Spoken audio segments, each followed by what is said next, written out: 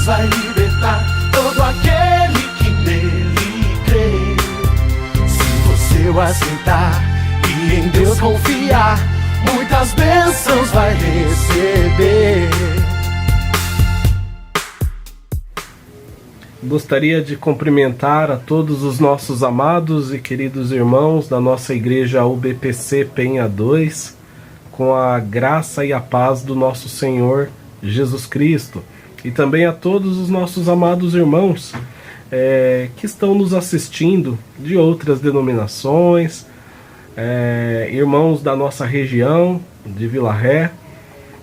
Já deixar aqui também esse cumprimento a toda a nossa liderança da nossa igreja.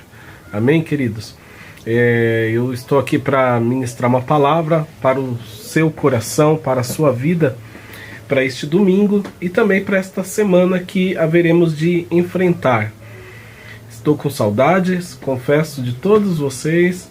Espero que logo a gente possa nos abraçar aí e estarmos juntos para cultuarmos ao Senhor. Eu queria deixar um texto da palavra de Deus no Evangelho de Mateus, no capítulo de número 10, versículo de número 39. Evangelho de Mateus, capítulo 10, versículo 39. Gostaria que você prestasse bem atenção na ministração desta palavra, porque essa palavra é o alimento para a sua vida para esse dia. Amém? E também com bastante reverência à palavra de Deus, né?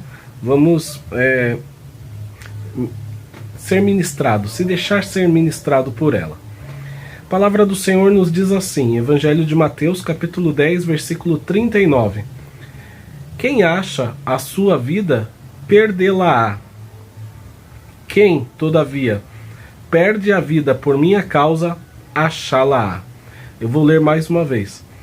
Quem acha a sua vida, perdê-la-á. Quem, todavia, perde a vida por minha causa, achá-la-á. Amém, meus irmãos? Esta é a palavra do Senhor. Que o Senhor possa falar conosco nesses poucos minutos que estaremos aqui ministrando, de uma forma bem diretiva, de uma forma muito forte ao seu coração. Irmãos, esse versículo que nós estamos compartilhando com vocês, que eu estou compartilhando com vocês, ele fala sobre a vida física e também a vida eterna, né? Então nós vamos perceber nesse versículo Jesus tratando das duas situações, a vida física e a vida eterna. E por que eu queria falar sobre a vida para você? Porque nesse momento que nós estamos vivendo, nunca se houve tanta preocupação com a vida como agora. Tanto zelo pela vida, tanta valorização pela vida. Não é à toa que a gente ouve na mídia, no rádio, na TV, o tempo todo as pessoas dizendo: cuide-se, se isole, fique em casa, né? Outros, não esqueça a máscara, o álcool em gel. Tudo isso para preservação da sua própria vida e também do próximo, para não haver a contaminação, até porque estamos num período de pandemia, e eu sinceramente nem gostaria de falar sobre isso, porque é muito chato estar falando sobre isso o tempo todo, mas inevitavelmente a gente tem que falar, né, irmãos? Porque nós estamos vivendo esse tempo difícil para todos nós. Independente das verdades ou mentiras que haja nos números de mortos ou não, independente disso, que o Senhor possa nos dar graça para nós triunfarmos nesse momento. Diante disso, irmãos, em todas as circunstâncias na nossa vida, nós precisamos pautar a nossa vida conforme a palavra de Deus. Por quê? Porque a palavra de Deus, ela é o nosso manual de regra e de fé. Nela está as regras e as leis desse novo governo que há sobre a nossa vida. Que governo é esse, irmão Roberto? O governo do nosso Senhor Jesus, o governo de Deus sobre nós. Então, o reino de Deus, ele é dado a nós a partir do momento que nós buscamos a face do Senhor e nos entregamos para Ele. Quando a gente aceitou Cristo como nosso único Salvador. Então, meus irmãos, nessa situação, nessa circunstância, nós não vivemos mais para nós mesmos. Nós passamos a viver em prol de uma causa, que é a causa do Evangelho, que é a causa do Senhor. Uma vez que essa palavra chegou até nós, que nós fomos iluminados pelo Senhor, nós passamos a pertencer ao reino do Senhor. Como diz as Escrituras, nós passamos a pertencer ao reino do Filho do seu amor. Que glória, né, irmãos? Então nós não pertencemos mais a este mundo. Estamos aqui vivendo, estamos aqui a cada dia passando por este momento, por este mundo, mas nós não pertencemos a ele. É como diz, nós estamos de peregrinação aqui, nós passamos a pertencer ao reino de Deus. Então, consequentemente, as normas, as regras, os mandamentos que devem seguir e devem ser supremo na nossa vida são os mandamentos de Deus, são as leis de Deus, são as regras de Deus. E nós encontramos aqui, nas Escrituras Sagradas, essa regra, essa lei, para que nós possamos andar conforme a vontade de Deus, conforme habitantes de um outro reino. Por que eu estou dizendo isso tudo, meus irmãos? Porque nós estamos diante de um texto que vai falar um pouco sobre isso, como nós devemos nos comportar, não só nesse momento de dificuldade mundial, mas desde o primeiro dia que nós aceitamos Jesus como nosso Salvador, até o dia da sua volta ou o dia da nossa morte. Que duas coisas é certa: a nossa morte, e a causa não sabemos, e a outra é a volta do Senhor Jesus. Em que situação? Também nós não sabemos. Existem três linhas de estudo, porque a Bíblia não chega a um fechamento, a um consenso de que vai ser antes da grande tribulação a volta de Jesus, vai ser durante ou depois. Temos que estar preparados para esse encontro com o Senhor, e mesmo que tenhamos que passar pelo vale da sombra da morte, por um grande período de dificuldade, se assim for, nós precisamos estar preparados a ponto de abrir mão da nossa própria vida. Porque aquele que passa a pertencer ao reino de Deus não tem mais a sua vida preciosa para as suas próprias vontades e para os seus próprios desejos. Ele passa a viver em prol dos desejos e da vontade de um ser superior, que é o nosso Senhor. Então você que está me ouvindo, membro da nossa igreja da Penha, membro de outras igrejas, da nossa região de Vila Ré, você se tornou um habitante do reino de Deus. Jesus está preparando um lugar para nós eternamente estar junto com Ele. Mas, enquanto nós estamos aqui, nós precisamos viver conforme o reino de Deus, conforme o padrão dos céus aqui. Esse é o desafio para nós. E é o que nós não temos visto. Nós temos visto muitos irmãos indo de acordo com o que é estabelecido por este mundo, conforme o regimento deste mundo e desta vida. Nós corremos de um lado para o outro, queremos construir pontes, castelos, queremos construir um futuro, queremos fazer tantas coisas que de fato não é ruim, não é mal a gente sonhar, projetar. Mas, irmãos, a partir do momento que isso se torna prioridade na nossa vida, nós corremos risco de perder a nossa vida eterna junto do Senhor. A primeira parte desse versículo está dizendo exatamente isso. Quem acha a sua vida, perdê-la-á. Ele está dizendo que aquele que procurar se encontrar neste mundo lugar para a sua vida, estabelecer sua vida sobre esse reino deste mundo, sobre os propósitos e os desejos desta vida aqui que é temporal. Essa vida é temporal aqui neste mundo. Ele vai perder. Por quê? Não tem como aquele que uma vez provou do amor de Deus, experimentou um novo nascimento, venha andar em dois pensamentos, venha andar conforme dois regimentos, conforme duas regras. Não temos, não podemos. Nós precisamos amar a Deus e viver para Deus. Então, meus irmãos, essa palavra é desafiadora e se torna ainda mais diante dos tempos que estamos vivendo e dos tempos que ainda iremos viver e que poderemos passar por eles. Se você está cuidando de achar sua vida, você vai perder. Jesus faz um jogo aqui. Ele fala em primeira instância, você que está procurando estabelecer a sua vida, a prioridade da sua vida, a vontade do seu coração para as coisas dessa terra, construir coisas aqui, ter um nome, ter um status, ter patrimônios, né? Ter posses, ter tudo que este mundo oferece. Em primeiro lugar, você vai perder a sua vida eterna. Por isso que ele diz, aquele que der a sua vida como preciosa e mais valiosa, a ponto de você fazer tudo para que essa sua vida aqui terrena esteja confortável e boa.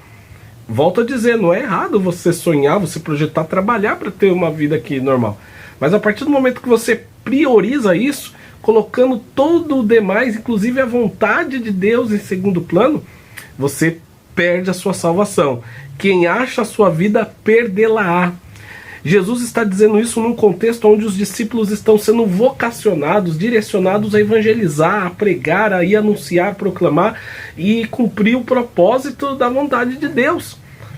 E aí Jesus, ele orienta eles, olha, vocês vão, se forem bem recebidos, amém, essa pessoa será abençoada e salva, porque ao receber vocês vão estar me recebendo. Aqueles que não receberem, sacode o pé na hora de sair, não se preocupem deles, eu hei de cuidar e as coisas seguirão. O importante é que vocês prossigam, vocês não se apeguem às coisas deste mundo, aos sentimentos, às emoções desta vida, mas que vocês cumpram o meu propósito, porque eu sou a prioridade na vida de vocês e a minha missão é a prioridade na vida de vocês. Vocês precisam trabalhar em prol desse propósito, que é anunciar, que é proclamar, é levar a mensagem salvadora, as boas novas a todas as pessoas.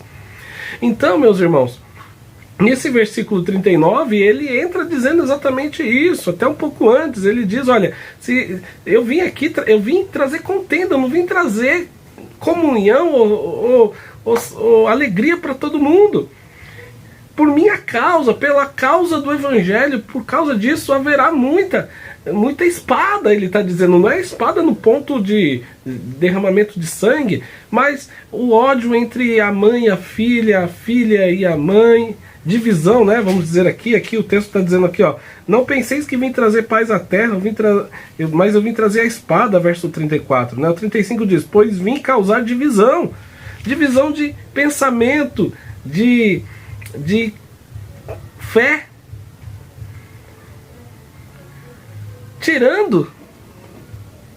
mexendo no meio em que a sociedade está vivendo. Porque a vontade de Deus, o padrão de Deus, o reino de Deus, ele bate de frente com o padrão deste mundo, meu irmão. A regra, as leis de Deus bate de frente com as regras e os padrões deste mundo e desta sociedade que estamos vivendo. Então, quando o Senhor está dizendo aqui que veio para isso, é porque haveria isso por causa da obra dele, por causa dele. E hoje não é diferente. Muitos lares, às vezes, há divisão por conta dos filhos serem cristãos, ou os filhos não serem, ou o pai ser, não ser. Outros odeiam, né, o cristianismo, continuam, né? Jesus disse que por minha causa vocês seriam odiados. Então nós não podemos esperar conforto, tapa nas costas, abraços e beijos desta sociedade, deste mundo, irmãos. E tem muita gente que está indo nesse caminho. E no entanto que aqui o texto vai nos dizer ainda que quem ama seu pai, sua mãe mais do que a mim, não é digno de mim. Quem ama mais o seu filho ou sua filha mais do que a mim, não é digno de mim. Jesus ainda diz aqui, ó, e quem não toma a sua cruz e vem após mim, não é digno de mim. Nós somos dignos do Senhor quando se tornamos fiéis ao propósito e à vontade de Deus para a nossa vida. Deus nos chamou e nos vocacionou para algo a partir do momento que nós aceitamos Jesus como Salvador, a fim de que a palavra seja proclamada por meio da pregação, da proclamação do Evangelho, seja por meio das canções que louvamos, enfim, Deus nos chamou para um propósito. E ele diz para os discípulos ali: quem acha a sua vida, perdê-la-á. Ou seja, vocês estão em uma causa maior, que é a minha. A minha vida é a causa maior. Então, por si só, irmãos, se há algum valor na nossa vida, há valor por conta de Cristo Jesus hoje ser o nosso Senhor, por conta de Cristo ser o nosso Rei, por conta do Espírito Santo habitar em nós e hoje nós não pertencermos mais a este mundo. Este é o valor, e valor este que foi conquistado lá na cruz do Calvário, cujo preço foi o sangue de Jesus que foi derramado lá na cruz, por conta da morte de um inocente, o sangue descendo, o sacrifício de alguém, uma morte, foi o preço que foi pago para que hoje nós tivéssemos valor, e valor que nós recebemos por meio desse sangue, por meio do sacrifício. Então, meus irmãos, Jesus está dizendo para nós aqui desse texto, que se você quiser achar a sua vida, se quiser priorizar tudo deste mundo, na sua vida, se a sua vida for mais valiosa do que a causa do Evangelho, você perdê-la-á. Mas ele diz aqui que quem todavia perder a sua vida por minha causa, achá-la-á. Ou seja, aquele que entender que a vida do Senhor é o que há de mais precioso, aquele que entender que o sacrifício da cruz, tudo que foi feito por ele, é mais valioso, aquele que aceitou Jesus e está vivendo conforme o regimento do reino de Deus, que pertence ao reino de Deus, este achá-la-á. Você será achado do nosso Pai, do nosso Senhor. Então essa palavra é uma palavra de desafio para você, de encorajamento, para você continuar com a sua fé no Senhor. Estamos vivendo um tempo difícil, é verdade. Difícil porque muito facilmente as igrejas fecharam as portas, isso eu digo em âmbito geral, muitas, e não houve quem resistisse, porque um decreto foi dado, mesmo que ele não seja constitucional, é inconstitucional, e nós atendemos. Daniel tinha um decreto sobre a sua vida para parar de orar, que não era constitucional, se tornou porque fizeram um esquema lá, quem não queria vê-lo orando, e Daniel ele parou de orar. Os 3 vezes por dia ele parou.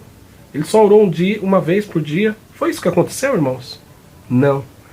No livro de Daniel vai nos mostrar que Daniel permaneceu orando 3 vezes ao dia e resistiu, custando a sua própria vida. Deus concedeu um livramento e salvou ele, mas ele estava a ponto de, se tivesse que morrer, morreria. A igreja nasceu debaixo dessa convicção. Muitos irmãos derramaram sangue por conta disso. O que o Senhor está nos convidando é a nos encorajarmos, a estarmos na presença dEle, valorizando a sua presença, a obra de Deus. A igreja é importante, irmãos. Esse momento de dificuldade, ela é essencial à fé, à vida espiritual, psicológica de muitas pessoas que estão aí se matando, se suicidando. E nós facilmente entendemos que temos que ficar parado, isolado. Aí a gente justifica com a igreja somos nós. Mas o livro de Hebreus nos diz para nós congregarmos. O texto do livro de Hebreus está sendo escrito pelo escritor para uma igreja que estava debaixo de perseguição. Era muito fácil falar: olha, se escondam, fica quietinho, porque está custando a vida de vocês vão morrer se vocês forem descobertos. Não, congregar. Claro que aquele contexto não era uma igreja institucional, era em casas, enfim, mas eles permaneceram congregando. Muitos perderam a sua vida, mas foram achados, sabe por quê? Porque eles estavam debaixo do propósito de Deus, e o propósito de Deus para a nossa vida, ele é maior, ele é superior, é maior do que a nossa própria vida. Tem um louvor do Renascer que diz isso, que o chamado de Deus, a vocação de Deus, aquilo pelo qual o Senhor nos chamou para fazer, é maior do que a nossa própria vida. Tem um texto no livro de Atos dos Apóstolos, capítulo 20, versículo 24, que inclusive foi compartilhado pelo nosso amado pastor Ari na reunião que houve essa semana na nossa sede. E esse texto ficou no meu coração, eu queria encerrar com essa leitura. Capítulo 20 de Atos dos Apóstolos, versículo 24. Porém, em nada considero a vida preciosa para mim mesmo, contando que complete a minha carreira e o ministério que recebi do Senhor Jesus para testemunhar o evangelho da graça de Deus. Oh, glória a Deus, irmãos. Aleluias. O apóstolo Paulo nos ensinando que ele nada considerava a vida preciosa, a vida dele preciosa. Nada considero a minha vida preciosa para mim, para todos os desejos que ele tinha, para todas as coisas boas que ele poderia usufruir naquela vida. Ele só considerava ela preciosa, contando que completasse a carreira e cumprisse o propósito pelo qual ele recebeu do Senhor, que era anunciar o Evangelho e testemunhar do Senhor Jesus Cristo e testemunhar do Evangelho da graça de Deus. Irmãos, vamos crescer na graça, vamos crescer no nosso relacionamento e na nossa fé do Senhor. Não vamos temer a morte desse corpo, não vamos temer as coisas e as ameaças desses governos e tantas coisas. A igreja cresceu e a igreja do Senhor viveu debaixo de perseguição durante toda a história. Nós não podemos abaixar a cabeça simplesmente. Devemos resistir ao máximo, porque ainda dias piores virão. Talvez que vai custar a nossa vida.